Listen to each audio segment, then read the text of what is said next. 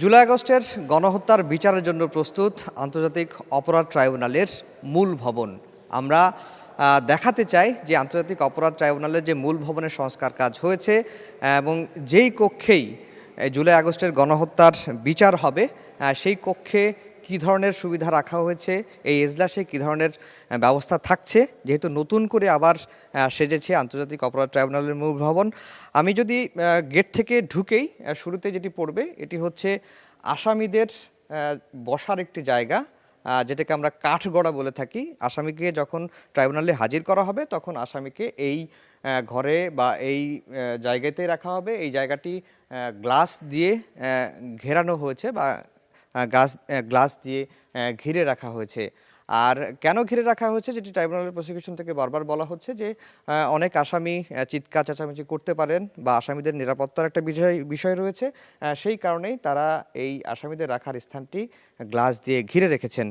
আর এরপরে আমরা দেখতে পাচ্ছি যে এই যে সারি, এখানে কিন্তু আসামি পক্ষের আইনজীবীরা তারা বসবেন, তাদের জন্য এই পাশের অংশটি রাখা হয়েছে। এবং এরপরে যে এই আমার যে বাম সাইডে রয়েছে এই সারিটি কিন্তু রাষ্ট্রপক্ষের আইনজীবীরা বসবেন। সাধারণত আদালত কক্ষে রাষ্ট্রপক্ষের আইনজীবী বা যেহেতু এটি বিশেষ ট্রাইব্যুনাল, আন্তর্জাতিক অপরাধ ট্রাইব্যুনাল, এখানে রাষ্ট্রপক্ষের আইনজীবী বলতে প্রসিকিউশনকে বোঝানো হয়ে থাকে। প্রসিকিউশন সাধারণত আদালত কক্ষের ডান পাশে বসে এবং যারা আসামি পক্ষের আইনজীবী থাকেন তারা বাম পাশে বসেন। আমরা দেখাতে চাই যে এই যে দেখতে পাচ্ছেন এটি হচ্ছে কাঠগড়া।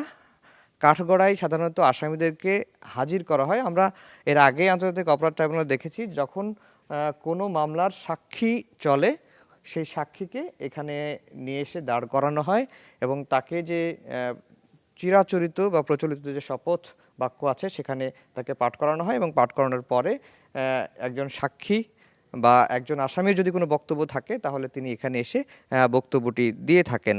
আর এর বাইরে যেটি আমি বলি যে এর বাইরে আপনারা দেখতে পাচ্ছেন যে আমার বাম পাশে এটি হচ্ছে যারা বেঞ্চ অফিসার থাকবেন বিচারকদের, তারা এখানে বসবেন এই সারিতে।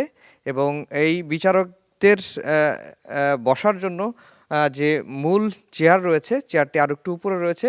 আমরা দেখতে পাচ্ছি যে যেহেতু আন্তর্জাতিক অপরাধ ট্রাইব্যুনাল এর মর্যাদা হাইকোর্টের মর্যাদার সমমান, সেই কারণে এখানে তিনজন বিচারপতি বসবেন। মাঝখানে যিনি বসবেন তিনি ট্রাইব্যুনালের চেয়ারম্যান, তিনি লিড দিবেন ট্রাইব্যুনালকে। আর এর বাম পাশে একজন বিচারপতি বসবেন, এর ডান পাশে আরেকজন বসবেন। এইভাবেই মূলত আন্তর্জাতিক অপরাধ ট্রাইব্যুনালের কে নতুনভাবে ঢেলে সাজানো হয়েছে। এই ট্রাইব্যুনালেই বিচার হয়েছে মানবতাবিরোধী অপরাধীদের। এখন জুলাই আগস্টে যে গণহত্যা, নির্বিচারে গণহত্যা চালানো হয়েছিল শিক্ষার্থীদের ওপর, জনতার ওপর, তাদের কিন্তু এই এজলাস কক্ষেই বিচার করা হবে এবং সেটি নতুন করে নতুন রূপে সাজানো হয়েছে। আন্তর্জাতিক অপরাধ ট্রাইব্যুনালের যে মূল ভবন পুরাতন যেটি রয়েছে সেটিকে কিন্তু সাজানো হয়েছে। এবং ট্রাইব্যুনালের প্রসিকিউশন বলছে যে এই এজলাসে উঠার ক্ষেত্রে কিছু নিয়ম মানতে হবে। একজন সাংবাদিক তাকে পরিচয় দেখিয়েই কিন্তু ট্রাইব্যুনালে ঢুকতে হবে এবং যারা আসামি রয়েছেন আসামিদের পরিবারের একজন সদস্য থাকতে পারবেন, তিনি যেন আসামির সঙ্গে দেখা করতে পারেন সেই ব্যবস্থাও থাকবে। এবং এই পুরো এজলাস কক্ষটিতেই কিন্তু সিসিটিভিতে মোড়ানো হয়েছে, সিসিটিভির মাধ্যমে পর্যবেক্ষণ করা হবে এবং একই সঙ্গে আইন শৃঙ্খলার